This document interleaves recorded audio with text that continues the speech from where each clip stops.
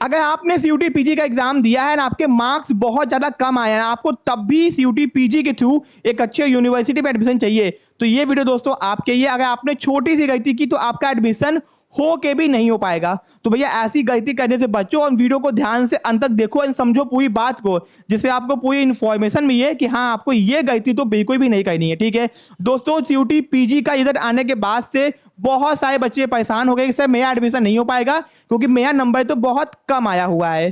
बेटा मैं आपको बता दूं, अभी जो आपका नंबर आया है वो सीयूटी पीजी का रिजल्ट अनाउंस हुआ है। ठीक है, अब आपको जिस भी यूनिवर्सिटी में एडमिशन चाहिए होगा उसके वेबसाइट पे जाके वहां पे काउंसलिंग का रजिस्ट्रेशन करना होगा, जिसके लिए आपको एक्स्ट्रा पैसा भी पे करना पड़ सकता है। ठीक है, अब दोस्तों होगा क्या कि आप बहुत सारे बच्चे क्या करेंगे, डिफरेंट डिफरेंट यूनिवर्सिटी की वेबसाइट्स पे जाके अप्लाई करेंगे। एग्जांपल एमकॉम के कोर्स का लेते हैं कि भैया एमकॉम में जिसको भी एडमिशन चाहिए होगा, जिसने सीयूटी पीजी का एग्जाम दिया होगा, वो क्या करेगा, बीएचयू की वेबसाइट पे जाके अप्लाई करेगा। जितने बच्चे अप्लाई करेंगे उनमें जिसका मैक्सिमम मार्क्स होगा वहीं से बीएचयू की कट ऑफ बनेगी। मान लेते हैं कि टॉपर बच्चा जिसका 207 नंबर है, वो अगर अप्लाई नहीं करता है बीएचयू में, तो जो जितने बच्चे अप्लाई किए होंगे उनमें जिसका मैक्सिमम मार्क्स होगा वहीं से बीएचयू की कट ऑफ बनना स्टार्ट होगी।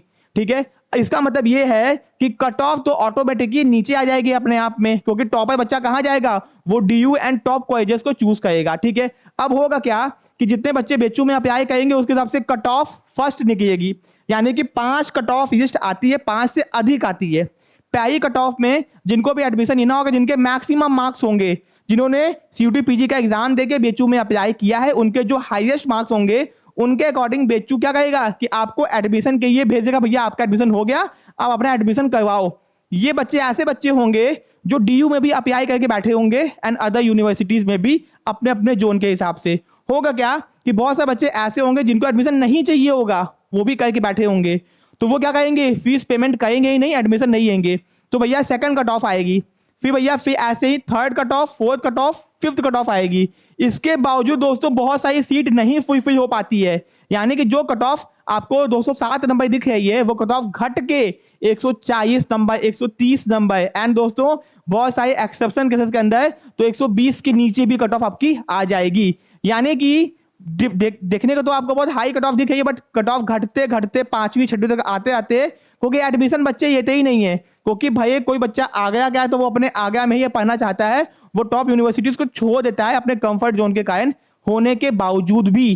तो यानी कि ये 5 कट ऑफ इसी नहीं आती है, वरना पहली कट ऑफ आती उसी में सबका एडमिशन हो जाता और दूसरी कट ऑफ आने की जरूरत नहीं पड़ती। ये 5 से अधिक कट ऑफ आने के बावजूद भी सीट बच जाती है, जिसके बाद हर यूनिवर्सिटी मॉपअप एडमिशन करवाती है। मॉपअप का मतलब होता है कि इतना काउंसलिंग करवाने के बावजूद सीट बच जाती है और बची हुई सीटों के ऊपर मॉपअप यानी कि डायरेक्ट एडमिशन, यानी कि जिन बच्चों को पता होगा उनको फीस पे करनी पड़ती है, 1000 के आसपास की फीस पेमेंट करके मॉपअप काउंसलिंग में पार्टिसिपेट करना पड़ता है और उसके थ्रू डायरेक्ट एडमिशन पा सकते हैं। आपका कितना भी मार्क्स क्यों ना हो, ये यूनिवर्सिटी डिसाइड करती है, यानी कि मिनिमम कुछ मार्क्स उसमें डिसाइड होता है, उतना अगर आपका आया है तो मॉपअप में अप्लाई करो, फर्स्ट कम फर्स्ट गेट, यानी कि पहिए आओ पहिए पाओ वाला सिचुएशन हो जाता है। तो अगर आप ध्यान से अंत तक बने रहोगे तो मॉपअप के अंदर भी आपका एडमिशन हो सकता है, अगर आपके बहुत कम मार्क्स आए तो।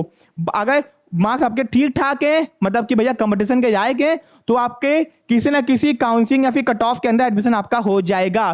तो बिल्कुल भी ये गलती मत करना कि काउंसलिंग में अप्लाई मत करो एंड जितनी भी कट ऑफ आएगी उसको ध्यान से देखना और समझना कि भैया आपका कितना मार्क्स है और उस यूनिवर्सिटी में कितने बच्चों ने अप्लाई किया है। तो अगर आपको बीकॉम में या फिर एमकॉम में एडमिशन चाहिए तो भैया BCom, MCom, MBA, MA economics की जितनी भी कट ऑफ है हम लोग लगातार एंड दोस्तों डिफरेंट कोर्सेज की जो आपके पीजी के और भी कोर्सेज हैं उनकी भी कट ऑफ की अपडेट हम लोग लगातार अपने चैनल पे प्रोवाइड करते रहेंगे कि भैया इस यूनिवर्सिटी की पर्टिकुलर फर्स्ट कट ऑफ कितनी है, सेकंड कितनी है, कितनी घटी, कितने बच्चों ने एडमिशन छोड़ दिया नहीं दिया, ये कंप्लीट इन्फॉर्मेशन आप तक हम लोग पहुंचाते जाएंगे एकदम टाइम से। एंड दोस्तों आपको बहुत कम टाइम दिया जाता है एडमिशन लेने के लिए, तो आपको 1 से 2 दिन का समय मिलेगा आपको एडमिशन की फीस पेमेंट करने के लिए। ठीक है, तो अगर आपने गलती की या फिर आप चूक गए तो आपका एडमिशन हो के भी नहीं हो पाएगा। यानी कि आपको लगातार बने रहना है, सीयूटी पीजी की जितनी भी कट ऑफ आती है उस कट ऑफ के लिस्ट के अकॉर्डिंग अपने मार्क्स को कंपैरिजन करते रहना है और जिस भी यूनिवर्सिटी में एडमिशन चाहिए वहां जाके काउंसलिंग फॉर्म को जरूर से फिल करना है। ये नहीं कि नंबर कम आया है तो बैठे हुए हैं और अप्लाई नहीं किए, एडमिशन हो के भी नहीं हो पाएगा। ठीक है, बहुत ही काम की ये इन्फॉर्मेशन है, अपने फ्रेंड्स में शेयर कर देना। और हाँ, बिल्कुल भी गलती मत करना कि काउंसलिंग अप्लाई मत करो, नंबर कम आया है तो भी अप्लाई करना। ठीक है, क्योंकि चांसेस बहुत ज्यादा आपके रहेंगे कि आपका एडमिशन हो जाएगा। ठीक है, ऐसे अपडेट्स के लिए बने रहिए। मिलते हैं अपने नेक्स्ट पार्ट में। Thank you so much.